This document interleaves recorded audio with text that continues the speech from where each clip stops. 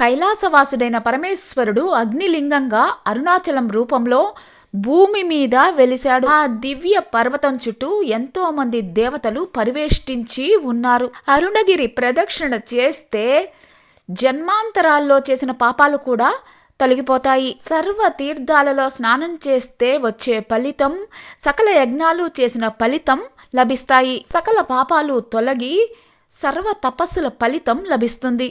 అరుణగిరి చుట్టూ ఎన్నో సిద్ధాశ్రమాలు ఉన్నాయి. ఈ శిఖరం మీదే సర్వేశ్వరుడు సిద్ధేశ్వర రూపంతో దేవతలందరి చేత పూజింపబడుతూ ఉంటాడు. ఈ గిరిని పరమేశ్వరుడి అష్టమూర్తిగా కూడా అందరూ గ్రహించి నమస్కరించాలి. సూర్యుడి వృత్తాంతం. ఒకరోజు రాక్షసుల బారిన పడ్డ సూర్యుడు తన తేజస్సునంతా కోల్పోయాడు. బ్రహ్మదేవుడి ఆదేశం ప్రకారం సూర్యుడు అరుణగిరిని చేరుకున్నాడు. బ్రహ్మ సరోవరంలో స్నానం చేసి ఆ పర్వతానికి భక్తి శ్రద్ధలతోటి ప్రదక్షిణాన్ని చేశాడు. అరుణాచలేశ్వరుణ్ణి దర్శించి సేవించటంతో సూర్యుడికి తాను పూర్వం కోల్పోయిన తేజస్సు తిరిగి లభించింది. ఒకరోజు చంద్రుడు తన మామగారైన దక్ష ప్రజాపతి శాపానికి గురై రోజు రోజుకి క్షీణించసాగాడు.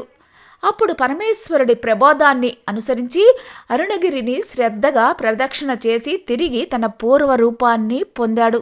ఇంద్రుడు ఒకసారి పరమేశ్వరుని వర ప్రభావంతో రెచ్చిపోయి అన్ని లోకాల్ని పీడిస్తున్న వృత్తుడు, బలుడు, పాకుడు, సముచి అనే అసురుల్ని సంహరించాడు. అయితే వారంతా శివభక్తులు కావడంతో ఇంద్రుడికి బలం క్షీణించిపోయింది.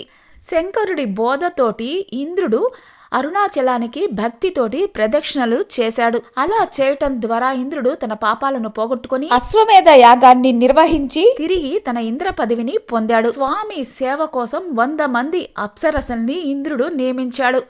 పుష్ప మేఘాల్ని పిలిచి అరుణగిరి మీద పుష్పవాన కురిపించాడు.